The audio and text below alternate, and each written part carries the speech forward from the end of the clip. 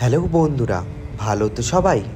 তো মহালয়ার সকালে চলে গিয়েছিলাম তপনের কিছু পুজো প্যান্ডেল দেখতে।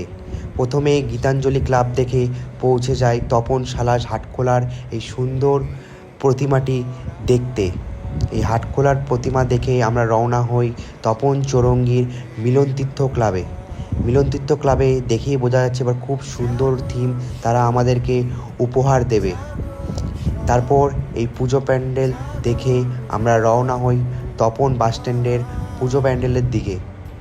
সামনেই দেখতে পাই লাইটিংয়ের গেট তৈরি হচ্ছে। তারপরে আস্তে আস্তে আমরা বাসস্ট্যান্ডের প্যান্ডেলের দিকে রওনা হই। গিয়ে দেখতে পাই সুন্দর গামছা দিয়ে আরও অন্যান্য যাবতীয় জিনিস দিয়ে তৈরি হচ্ছে এই পুজো প্যান্ডেল।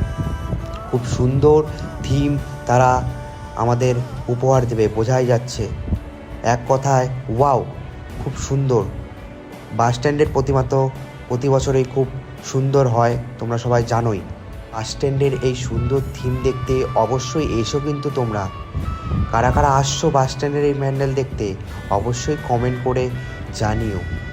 তারপর এই প্যান্ডেল দেখে আমরা পৌঁছে যাই তপনের মিতালি ক্লাবে।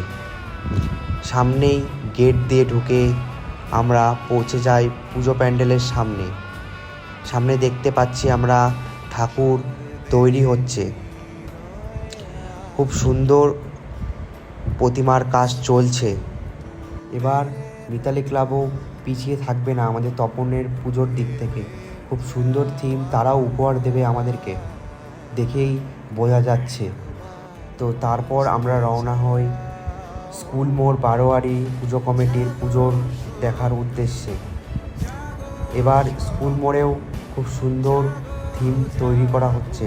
আগেরবারও স্কুল মোড় আমাদের খুব সুন্দর পুজো প্যান্ডেল বা থিম উপহার দিয়েছে। প্রতিমার কাজও চলছে জোর কদমে।